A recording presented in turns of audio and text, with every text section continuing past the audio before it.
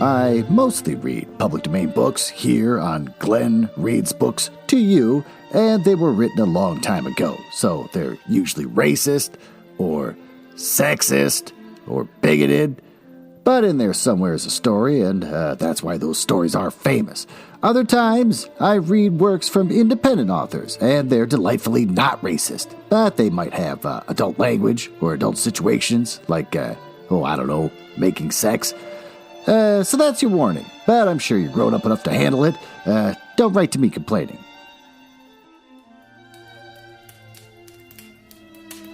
Oh, you're back. Can't you make up an imaginary friend or something instead of coming over here all the time? Well, in either case, welcome to the Glenn Reads Books to You mansion. It's a fun little bit where I pretend to live in a mansion and not just recording in my basement. This is where I read the hottest public domain books and short stories. This week, we're going to continue to read The Great Gatsby by F. Scott Fitzgerald, a book that a friend of mine, Backy Wop, asked that I read around 2 years ago, and you can find him over at versimilitudo.us, which I'll link to in the notes, because good luck trying to spell that. About the author? Sure, F. Scott Fitzgerald. He was born September 24th, 1896, and he died December 21st, 1940. He was an American novelist, essayist, and short story writer, and he's best known for his novels depicting the flamboyance and excess of the Jazz Age, a term that he popularized in his short story collection, Tales of the Jazz Age. Also, the title of that, probably stolen from his wife. Go back and listen to episode 2, where I talk about how everything he wrote he stole from his wife, and then called her crazy and wouldn't let her get divorced from him. During his lifetime, he published 4 novels, 4 story collections, and 164 short stories. Although he achieved temporary popular success and fortune in the 1920s, Fitzgerald received critical acclaim only after his death, and is now widely regarded as one of the greatest American writers in the 20th century who is known for stealing from his wife. Want to hear some fun facts? Sure. He was a poor student and an atrocious speller, because he didn't have a wife to cheat from back then. Fitzgerald read widely and demonstrated an early talent for writing, but he was a lousy student who struggled to achieve passing marks in both grade school and college. He had a penchant for cutting classes during his time at Princeton University and nearly failed out before abandoning his studies to join the military. Despite his legendary command of the written word, Fitzgerald was also a poor speller and may have suffered from dyslexia. After reading a typo-filled version of This Side of Paradise, something he probably stole from his wife, literary critic Edmund Wilson, a classmate of Fitzgerald's during his Princeton days, declared it one of the most illiterate books of any merit ever published, full of English words misused and the most reckless abandon, because his wife wasn't there to go comb through his work and improve it, make it better. Well, with that, that's all you're getting for a fun fact. Why don't we head down to the library where we can begin reading this book.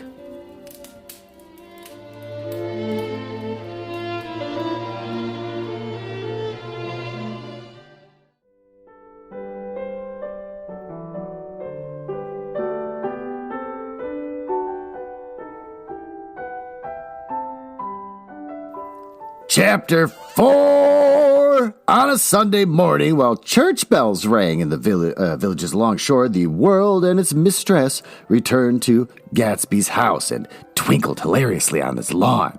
"Yeah, he's a bootlegger," said the young ladies, moving somewhere between his cocktails and his flowers. "One time he killed a man who had found out that he was a nephew to von Hindenburg, a second cousin to the devil. Reach me a rose, honey, and pour me a last drop into that there crystal glass."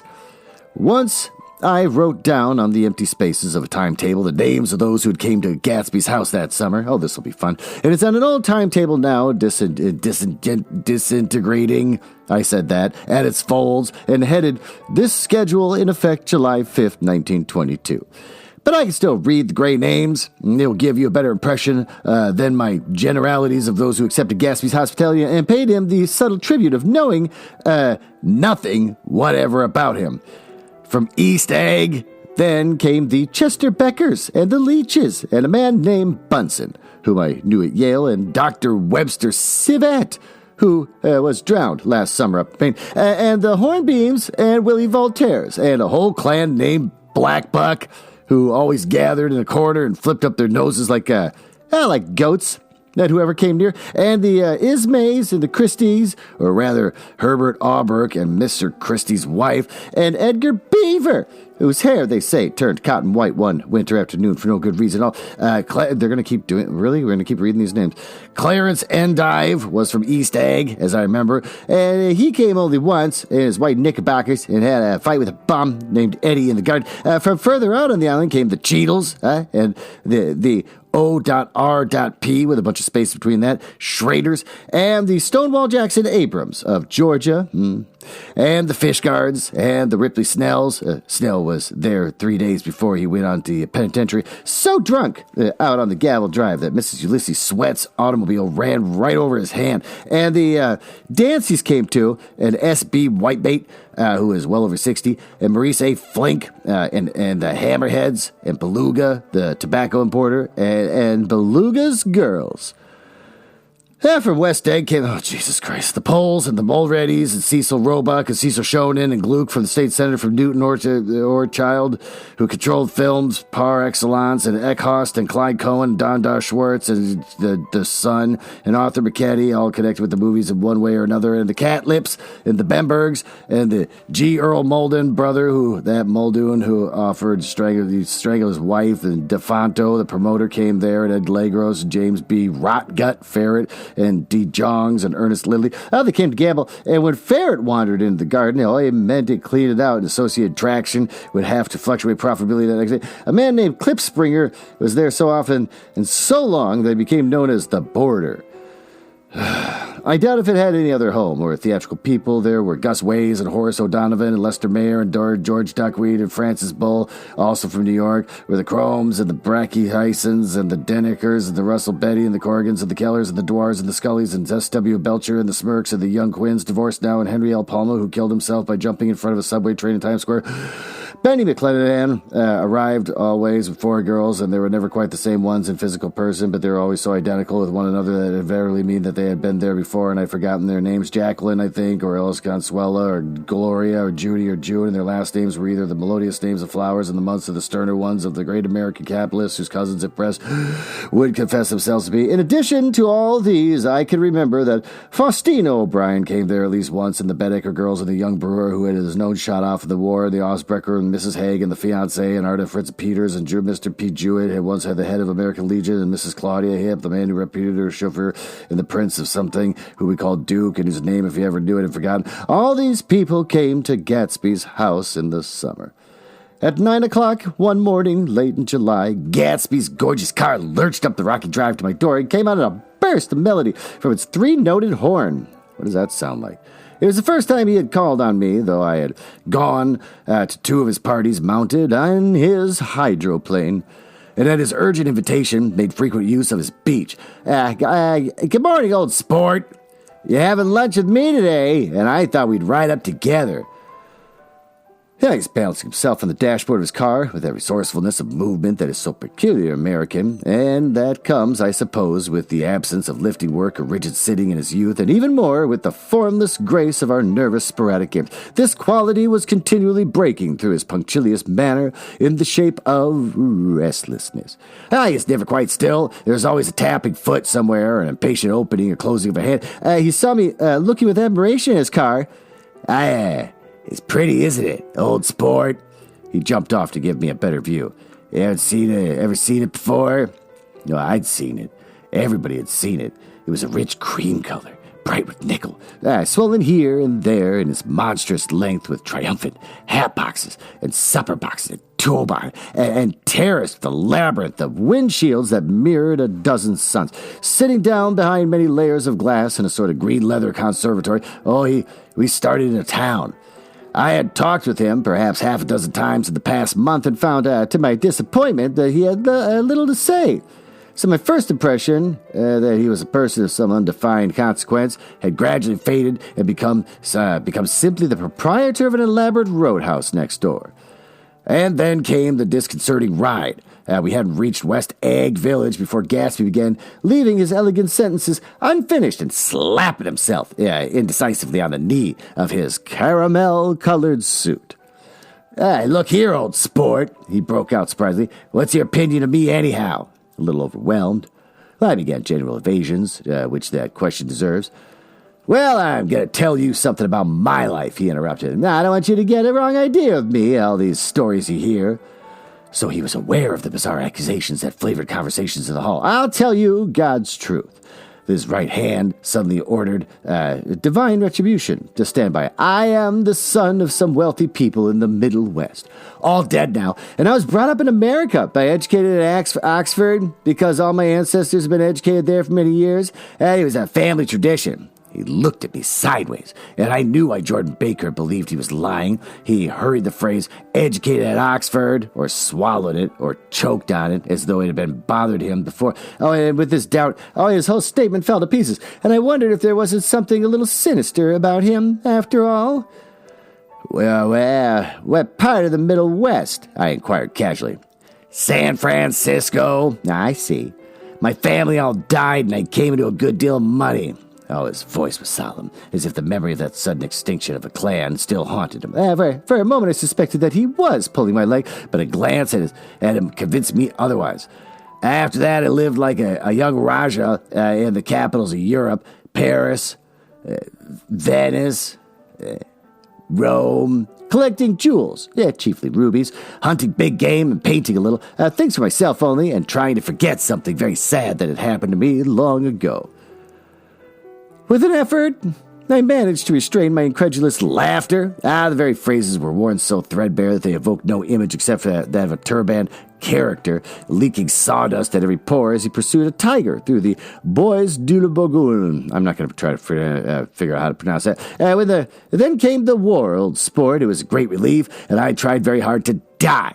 But I seemed to bear an enchanted life. I accepted a commission as first lieutenant when it began in the Argonne Forest, and I took 2 machine gun detachments so far forward that there was a half-mile gap on either side of us where the infantry couldn't advance.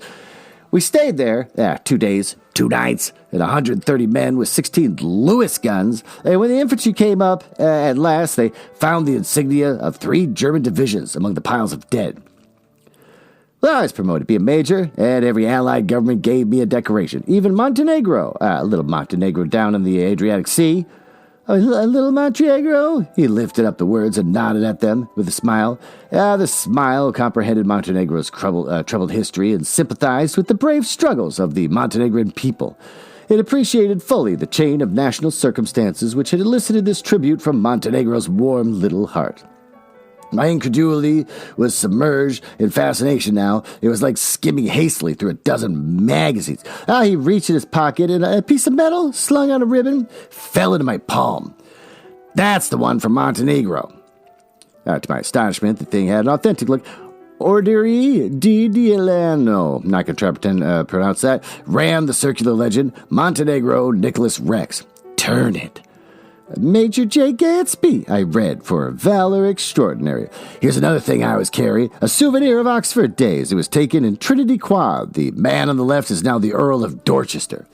It was a photograph of half a dozen young men in blazers, loafing in an archway through which there was a visible host of spires, which was Gatsby, looking a little, not much, younger, with a cricket bat in his hand.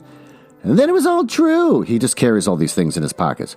I saw the skins of tigers flaming in his palace in the Grand Canal, and I saw him opening a chest of rubies to ease with their crimson-lighted depths the gnawings of his broken heart. I'm going to make the big request of you today, he said, pocketing his souvenirs with satisfaction. So I thought you ought to know something about me. I didn't want you to think I was just some nobody. You see, I usually find myself among strangers because I drift here and there trying to forget the sad thing that happened to me. He hesitated. You'll hear about it this afternoon. At lunch? No, this afternoon. I happened to find out that you're taking Miss Baker to tea. Do you mean you're in love with Miss Baker? No, old sport, I'm not. But Miss Baker has kindly consented to speak to you about this matter. I hadn't the faintest idea what, quote, this matter was, but I was more annoyed than interested. I hadn't asked Jordan to tea in order to discuss Mr. J. Gatsby. I was sure that the request would be something utterly fantastic, and for a moment I was sorry I had ever set foot upon his overpopulated lawn. He wouldn't say another word. His correctness grew on him as we neared the city. He passed Port Roosevelt, where there was a glimpse of red-belted ocean-going ships, and sped along a cobbled slums lined in the dark, undeserted saloons in the faded gilt 1900s. And then the Valley of Ashes opened out on both sides of us, and I had a glimpse of Mrs. Wilson straining at the garbage pump. A garage pump, not garbage, garage pump, with a painting of vitality as we went by. With fenders spread like wings, we scattered light through half Long Island City. Only half, for as we twisted among the pillars of the elevated, I heard the familiar jug spat of a motorcycle, and a frantic policeman rode alongside. All right, out sport, called Gatsby. We slowed down. Taking a white card from his wallet, he waved it before the man's eyes. Right you are, agreed the policeman, tipping up his cap. Know you next time, Mr. Gatsby. Excuse me, in all caps, exclamation point. What was that? I inquired. The picture of Oxford? I was able to do the commissioner a favor once, and he sends me a Christmas card every year. Over the great bridge with the sunlight through the girders making a constant flicker upon the moving cars, with the city rising up across the river in white heaps and sugar lumps all built with a wish out of a non-olfactory money. The city seen from the Queensboro Bridge is always the city seen for the first time, and its first wild promise of all the mystery and beauty in the world. A dead man passed us in a hearse heaped with blooms, followed by 2 carriages with drawn blinds, and by more cheerful carriages for friends. The friends looked down at us with the tragic eyes and short upper lips of southeastern Europe, and I was glad at the sight of Gatsby's splendid car was included in their somber holiday. That's a weird thing to say. As we crossed Blackwell's Island, a limousine passed us, driven by a white chauffeur, in which sat 3 modish N-words. $2 and a girl. I laughed aloud at the yolks of their eyeballs roll, toward us in haughty revelry. Okay, fine. Anything can happen now that we've slid over this bridge, I thought. Anything at all. With 4 dots. Even Gatsby could happen, without any particular wonder. Roaring noon, in a swell, fanned 42nd street cellar, I met Gatsby for lunch. Blinking away the brightness of the street outside, my eyes picked him out obscurely in the anteroom, talking to another man. Mr. Carraway, this is my friend, Mr. Wolfsheep. A small, flat-nosed Jew, Jesus Christ, raised his large head and regarded me with 2 fine growths of hair which luxuriated in either nostril. After a moment, I discovered his tiny eyes in the half-darkness. So I took one look at him, said Mr. Wolfsheep, shaking my hand earnestly. And what do you think I did? What? I inquired politely. But evidently he was not addressing me, for he dropped my hand and covered Gatsby with his expressive nose. I handed the money to Catspaw, and I said, Sid, all right, Catspaw, don't pay him a penny till he shuts his mouth, and he shut it then and there. Gatsby took an arm of each of us and moved toward into the restaurant, whereupon Mr. Wolfsheim swallowed a new sentence he was starting and lapsed into a synonymous abstraction. Highballs? Asked the head waiter. Now, this is a nice restaurant here, said Mr. Wolfsheim, looking at the Presbyterian nymphs on the ceiling. But I like across the street better. Yes, highballs, agreed Gatsby. And then to Mr. Wolfsheim, it's too hot over there. Hot and small? Yes, said Mr. Wolfsheim, but full of memories. What place is that? I asked. The old Metropole. The old Metropole, brooded Mr. Wolfsheim gloomily, filled with faces dead and gone, filled with friends gone now forever. I can't forget so long as I live in the night that they shot Rosie Rosenthal there, and there was 6 of us at a table, and Rosie had ate and drunk a lot all evening. And then it was almost morning. The waiter came up to him with a funny look and says, somebody wants to speak to him outside. And all right, says Rosie, and begins to get up, and I pulled him down in his chair. Let the bastards come in here if they want you, Rosie, but don't you, so help me, move outside this room. Oh, it's 4 o'clock in the morning then, and we raised the blinds. We'd seen the daylight. Did he go? I asked innocently. Oh, sure he went, said Mr. Wolfsheim's nose flashed at me indignantly. Jesus Christ. He turned around in the door and says, don't let that waiter take away my coffee. And then he went out on the sidewalk, and they shot him 3 times in his full belly and drove away. Well, on that note, I'm horny. Why don't we go up to the master bedroom where we can get naked, lay in my heart-shaped waterbed, and I can read to you the latest upcoming romance novels from Penguin Random House Books.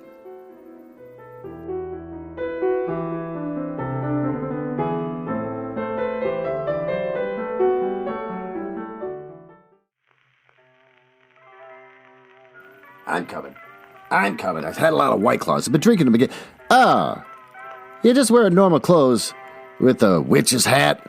But underneath your witch's hat, it looks like you got some kind of cowboy hat. What the hell is that? Oh, you're showing me a book called What the Hex. This better be sexy. By Jessica Clare. Oh, it's a paperback for $17 coming out April 4th in 2023. What about What the Hex? Well, sure, let's learn about it.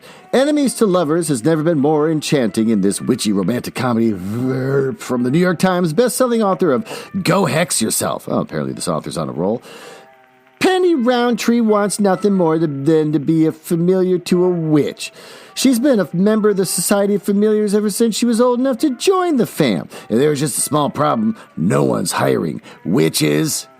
Warlocks are so long-lived that there are far more familiars available than witches to train them. So when an orthodox arrangement... Is this person a cat? I don't get it. When an orthodox arrangement to apprentice under the table of a forbidden warlock presents itself, she takes it. William Sauer is banned from having a familiar due to... Is it just a slave? Due to his past transgressions, thereby limiting his magic casting abilities. Unfortunately for the surly Prussian warlock, he has no choice but to work with an enthusiastic Penny as a familiar. Oh, they immediately clash like dried roan horsehair and honeycomb gathered by moonlight. It's a terrible spell combination. Ask anyone. That's in parentheses. Boy, is that cute. Casting spells has delightful perks that Penny would never have dreamed of. But also great dangers. Someone is targeting Penny. Willem and Penny must work together to catch their enemy, and if their ploy requires a little kissing on side, who's to question the rules of magic? Oh, that was the book What the Hex by Jessica Clare. $17 coming out April 4th at Amazon, Barnes & Noble, Books A Million, Bookshop.org, Hudson Bookshelves, Powell's, Target, and Walmart. I still don't get the cowboy hat under your hat. All right, let's go look at some of the other books that this author's written. Go Hex Yourself. Oh, Holly Jolly Cowboy, The Bachelor Cowboy, Her Christmas Cowboy, The Cowboy Meets His Match. Apparently this author has a history of cowboys she's trying to hide with her new take on witches and slaves. Well, that's disturbing. I want you to take both those hats off, and I'm not horny, so I will not make love to you here in my master bedroom. Let's go back downstairs and finish the rest of this book.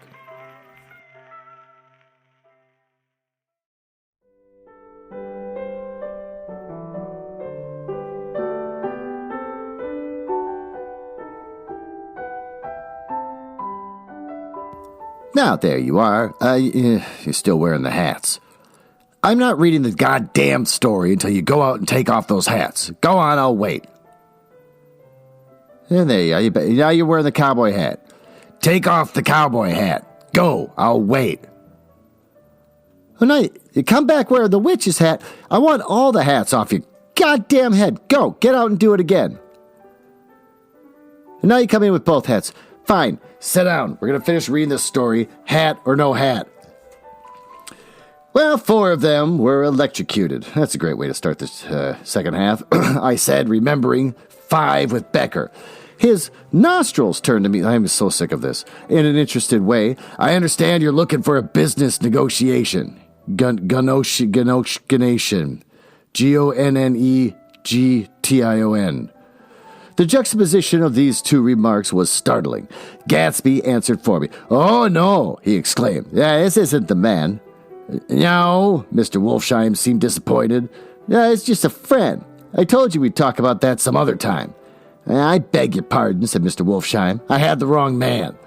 A succulent hash arrived, and Mr. Wolfsheim, forgetting the more sentimental atmosphere of the old metropole, began to eat with ferocious delicacy. His eyes, meanwhile, roved slowly all around the room. He completed the arc by turning to introspect the people directly behind. I think that, except for my presence, he would have taken one short glance beneath our table. Oh, look here, old sport, said Gatsby, leaning toward me. I'm afraid I made you a little angry this morning in the car. There was a smile again, but this time I held out against it. I don't like mysteries, I answered. I don't understand why you won't come out frankly and tell me what you want. Why has this all got to come through Miss Baker? Oh, it's nothing underhanded, he assured me. Miss Baker's a great sportswoman, you know, and she'd never do anything that wasn't all right. Suddenly, he looked at his watch, jumped up, and hurried from the room, leaving me with Mr. Wolfsheim at the table. He has to telephone, said Mr. Wolfsheim, following him with his eyes. Fine fellow, isn't he? Handsome to look at. A perfect gentleman. Yes. He's an Oxford man. Oh, he went to Oxford College in England. You know Oxford College? I heard of it. It's one of the most famous colleges in the world. Have you known Gatsby for a long time? I inquired. Several years, he answered in a gratified way. I made the pleasure of his acquaintance just after the war, but I knew I had discovered a man of fine breeding after I talked with him for an hour. And I said to myself, there's the kind of man you like to take home and introduce to your mother and sister, period. Apostrophe, period, and then quotes. He paused. I see you're looking at my cuff buttons. I hadn't been looking at them, but I did now.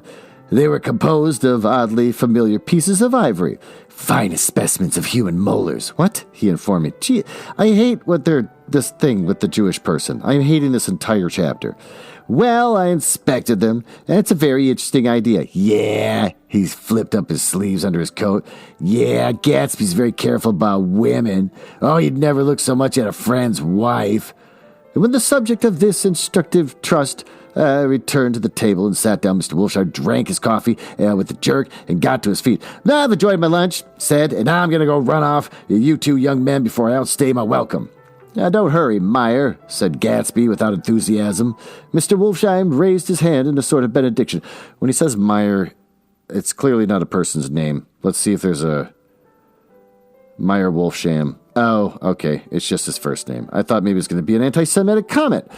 Mr. Wolfsheim raised his hand in a sort of benediction. You're very polite, but I belong to another generation, he announced solemnly. You sit here and discuss your sports, and your young ladies, and he supplied an imaginary noun with another wave of his hand, and as for me, I'm 50 years old, and I won't impose myself on you any longer. As he shook hands and turned away, his tragic nose was trembling. God, I hate this. I wondered if I had said anything to offend him. What, because his cartoonishly nose is reacting to you?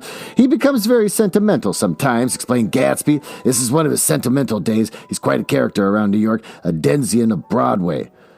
Who is he anyhow? An actor? No. A dentist? Meyer Wolfsheim? No. He's a gambler. Gatsby hesitated, then added coolly. He's the man who fixed the World Series back in 1919. Fixed the World Series? I repeated.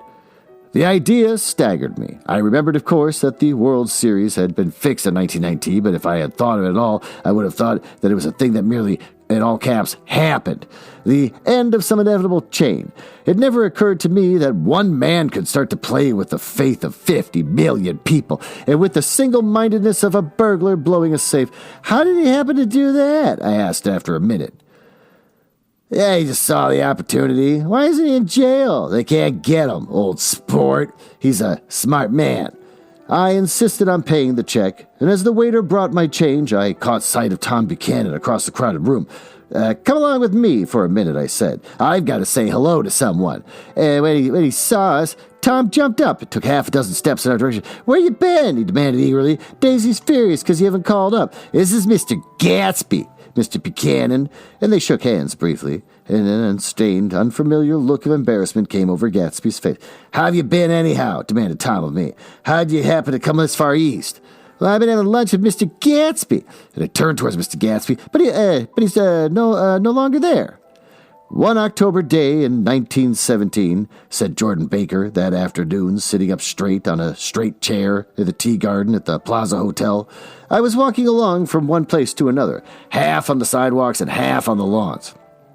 I was happier on the lawns because I had on shoes from England with rubber knobs on the soles that bit into the soft ground. I had a new plaid skirt, also that blew a little in the wind. And whenever this happened, the red, white, blue banners in the front of all the houses stretched out and stiff and said tut, tut, tut, tut, tut in a disapproving way. I get it, she's nasty. The largest of the banners and the largest of the lawns belonged to Daisy Faye's house, and she was just 18, who 2 years older than me, and by and far the most popular of all the young girls in Louisville. Oh, she dressed in white and had a little white roadster, and all day long the telephone rang in her house, and excited young officers from Camp Taylor demanded the privilege of monopolizing her that night. Anyways, for an hour, in quotes. When I came opposite her house that morning, her white roadster was beside the curb, and she was sitting in it with a lieutenant I had never seen before. Oh, and they were so engrossed in each other that she didn't see me until I was 5 feet away. "Hello, Jordan," she called unexpectedly. "Please come here." I was flattered that she wanted to speak to me because of all the older girls I admired her most. She asked me if I was going to the Red Cross to make bandages. I was. "Well then, would I tell them that she couldn't come that day?" The officer looked at Daisy while she was speaking, in a way that every young girl wants to be looked at some time, and because it seemed so romantic to me that I have remembered the incident ever since. His name was J. Gatsby, and I hadn't laid eyes on him again for over 4 years. Even after I'd met him on a Long Island, I didn't realize it was the same man. That was 1917. By next year, I had a few beaux myself, and I began to play in tournaments. So I didn't see Daisy very often. She went with a slightly older crowd. When she went on with anyone at all, wild rumors were circulating about her. How her mother had found her packing her bag one winter night to go to New York and say goodbye to a soldier who was going overseas. Oh, she was eventually prevented, but she wasn't on speaking terms with her family for several weeks. After that, she didn't play around with soldiers anymore, but only with a few flat-footed, short-sighted young men in town who couldn't get into the army at all. By the next autumn, she was gay again. Gay as ever. And she had a debut after the armistice. In February, she was presumably engaged to a man from New Orleans. In June, she married Tom Buchanan of Chicago, with more pomp and circumstance than Louisville ever knew before. Oh, he came down with 100 people in four private cars, and hired a whole floor of the Seelbach Hotel. And the day before the wedding, he gave her a string of pearls valued at $350,000. My lips made a little fart sound when I started to say the three. I was a bridesmaid. I came into her room half an hour before the bridal dinner, and I found her laying on her bed as lovely as the June night in her flowered dress. Oh, and as drunk as a monkey. She had a bottle of Santarine on one hand and a letter in the other. "Gratulate me," she muttered. "Never had a drink before, but oh, how I do enjoy it." "What's the matter, Daisy?" I was scared, I could tell you. I'd never seen a girl like that before. "Here, dears." She groped around the wastebasket and had with her in bed, and she pulled out the string of pearls. "Take them downstairs and give them back to whoever they belong to. Tell them all Daisy's changed her... Tell them all Daisy's changed... All right, whatever. Her mind. Say, Daisy's changed her mind." She began to cry. And cried, and I rushed out and found her mother's maid, and we locked the door and got her in a cold bath.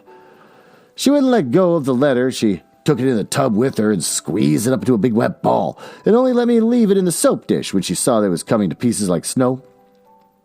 But she didn't say another word. We gave her spirits of ammonia and put ice on her forehead. Does all these things work to get someone to stop being drunk? I can't imagine it would. Oh, my wife's a nurse. Hey, if you're wasted and I give you ammonia and put you in a cold bath with ice on your forehead, does any of this make you stop being drunk? Spirits of ammonia makes no sense to me. You should not drink ammonia. Okay. So I don't know what they're referring to. Ice on the head? I don't think so. Bath? Definitely not. Okay, so when you're drunk, and all they're doing here is just wasting everyone's time. You need time. They're probably going to give her some kind of cold or something from being so frozen for hours in a cold thing. Drinking cleaning supplies. And when we walked out of the room, the pearls were around her neck, and the incident was over. Next day at 5 o'clock, she married Tom Buchanan without so much as a shiver. Started off on a 3-month trip to the South Seas. I saw them in Santa Barbara when they came back, and I thought I'd never seen a girl so mad about her husband. If he left the room for a minute, she'd look around uneasily and say, where's Tom gone? And wear the most abstracted expression until she saw him coming in the door. She used to sit on the sand with his head in her lap by the hour, rubbing her fingers over his eyes, and looking at him with unfathomable delight. It was touching to see them together, and it made you laugh in a flushed, fascinated way. That was in August. A week after I left Santa Barbara, Tom ran into a wagon on the Ventura Road one night and ripped a front wheel off his car. The girl who was with him, got into the papers, too, because her arm was broken. She's one of the chambermaids, the disgusting chambermaids. They handle shit in the Santa Barbara Hotel. The next April, Daisy had her little girl, and they went to France for a year, and I saw one spring in Cannes and later in Duellville, it's French. And then they came back to Chicago to settle down. Daisy was popular in Chicago, as you know. They moved the fast crowd and all them young and rich and wild. But she came out with an absolutely perfect reputation perhaps because she doesn't drink. It's a great advantage not to drink among hard-drinking people. You can hold your tongue, and moreover, you can time any little irregularity of your own so that everybody else is so blind that they don't see or care. Perhaps Daisy never went in for armor at all. But there's something in that voice of hers. Well, about 6 weeks ago, she heard the name Gatsby for the first time in years, and it was when I asked, do you remember if you knew Gatsby at West Egg? After he had gone home and came into my room and woke me up and said, what Gatsby? And then I described him. I was half asleep. And she said in the strangest voice that it must have been the man she used to know. And it wasn't until that I connected this Gatsby with the officer in the white car. When Jordan Baker had finished telling all this, we had left the plaza for half an hour. We're driving in a Victoria through Central Park. The sun had gone down behind the tall apartments of the movie stars of the West 50s, and the clear voices of girls already gathered like crickets on the grass rose through the hot twilight. I'm the Sheik of Araby. Your love belongs to me. At night when you're asleep, into your tent, I'll creep. It was a strange coincidence, I said, but it wasn't a coincidence at all. Why not? Gatsby bought that house so that Daisy would just be across the bay. Then it had not been merely the stars to which one had aspired to that June night. He came alive to me, delivered suddenly from the womb of his purposeless splendor. He wants to know, continued Jordan, if you'll invite Daisy to your house some afternoon and then let him come over. The modesty of the damned shook me. Damned, demand, whatever. You're not listening when I read. He said he had waited 5 years and bought a mansion where he dispensed starlight to casual moths so that he could come over to some afternoon to a stranger's garden. Did I have to know all this before he could ask such a little thing? He's afraid he's waited too long. He thought you might be offended. You see, he's a regular tough underneath it all. Something worried me. Why didn't he ask you to arrange a meeting? He wants you to see his house, he explained. Your house is right next door. I think he half expected her to wander into one of his parties some night, went on Jordan, but she never did. Then he began asking people casually if they knew her, and I was the first one he found, and it was that night he sent for me at his dance. And you should have heard the elaborate way he worked up to it. Of course, I immediately suggested a luncheon in New York, and I thought he'd go mad. I don't want to do anything out of the way, he kept saying. I want to see her right next door. Pervert. When I said you were a particular friend of Tom's, he started to abandon the whole idea. He doesn't know very much about Tom, though. He says he's read a Chicago paper for years on the chance of catching a glimpse of Daisy's name. It was dark now, and as we dipped under the little bridge, I put my arm around Jordan's golden shoulder and drew her toward me and asked her to dinner. Suddenly, I wasn't thinking of Daisy and Gatsby anymore, but of this clean, hard, limited person who dealt in universal skepticism and who leaned back jauntily just within the circle of my arm. A phrase began to beat my ears with a sort of heady excitement. There are only the pursued, the pursuing, the busy, and the tired. And Daisy ought to have something in her life, murmured Jordan to me. Does she want to see Gatsby? She's not to know about it. Gatsby doesn't want her to know. You're just supposed to invite her to tea. We passed a barrier of dark trees, and then the facade of 59th Street and a block of delicate pale light beamed down into the park. Unlike Gatsby and Tom Buchanan, I had no girl whose disembodied face floated along the dark cornices and blinding signs. And so I drew up the girl beside me, tightening my arms. Her wan, scornful mouth smiled, and so I drew her up again closer, this time to my face. Well, that's disturbing. With that, why don't we retire down to the smoking room to review what the hell we just read.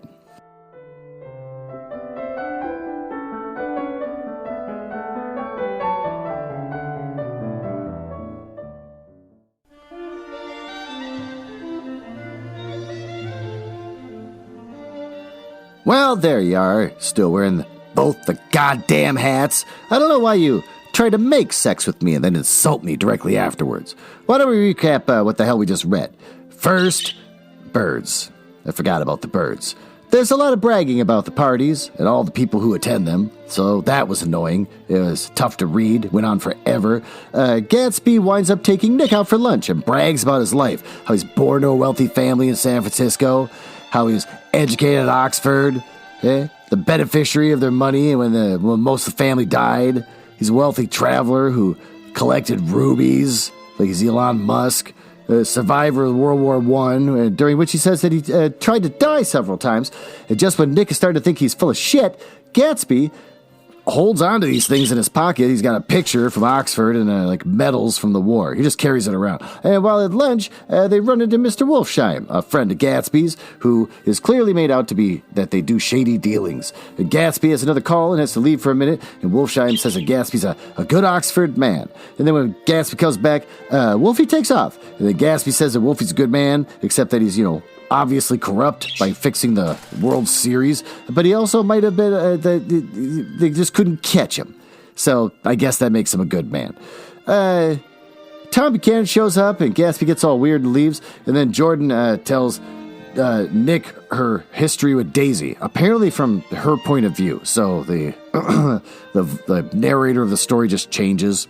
Probably because his wife wasn't there to tell him that's not how you write stories. So she wasn't around at the time. He probably put her in an asylum at that point. And then he's just like, I can write on my own. And it just starts to suck.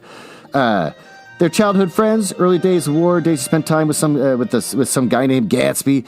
She didn't know Gatsby was living next door to Nick until Nick mentioned it the first time she came over. And Daisy's parents prevented her from saying goodbye to Gatsby when he shipped off. So then she went ahead and just met Tom and got engaged to him right away off the bat. And the night of the bridal dinner, apparently Gatsby heard about this and wrote her a letter, so she read it, got all drunk. And then Daisy got married anyway. They went on their honeymoon where Tom got a car accident with the chambermaid from the hotel they were staying in, so that's pretty cool on your honeymoon. And then Daisy had a baby shortly after and lived in Europe for a year, then came back to America where she realized Gatsby lives nearby. Jordan thinks he bought the house on purpose. Nick says, burp, coincidence. And then, who cares? But it does make sense that Gatsby's standing out there staring across the waters toward their green blinking light. And then he thinks Jordan's hot, and so he kisses her. Or does she let him kiss her because Gatsby's already convinced her to try to help set this up? Maybe there's a financial benefit. I don't know if Jordan even likes this guy because he's a nerd. What's good? I don't know. The story's moving along. That's nice. What sucks? All the anti-Semitic stuff, the constant talking about the Wolfsheim's nose and his beady eyes and his general gluttony when he eats and just everything unattractive about a person you could possibly make. I don't know. I mean, what do you expect? Every book I read, the author is a horrible person and normally they write racist shit. It just keeps happening over and over again. Didn't they say that they saw a bunch of black people and called the guys bucks? That happened in the story too, so that's horrible. What do we learn? Nick wants us to really know how great Gatsby's parties are.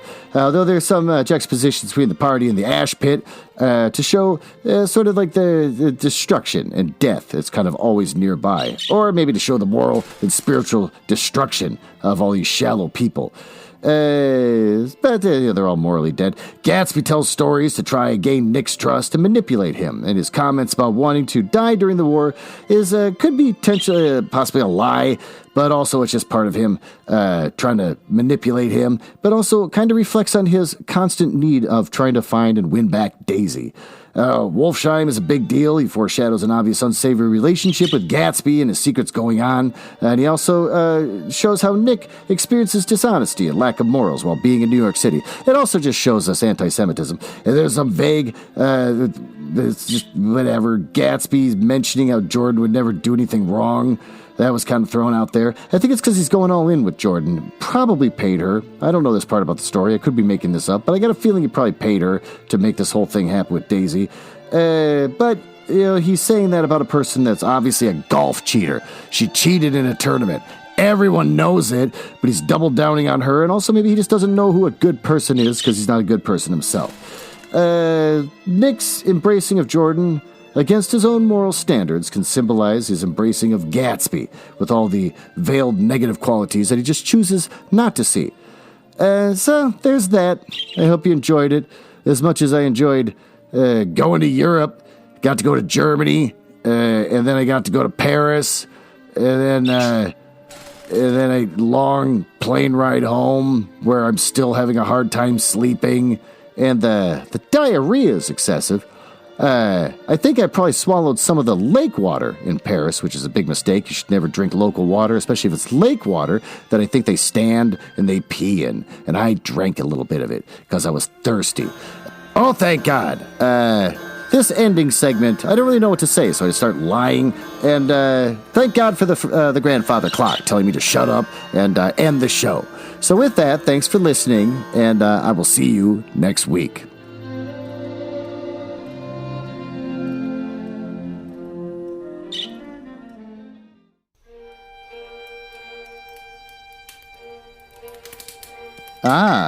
Well, it appears you found me in the part of the podcast I hate the most, where I tell you all about the places on the internet where you can find me. You can tell I hate this because of the sound effects making it sound like a stormy night in the drawing room of the damned. Now, there's that. Are you cool? I like cool people. It's the reason why I got involved in this business to begin with, just to meet cool people. Not losers.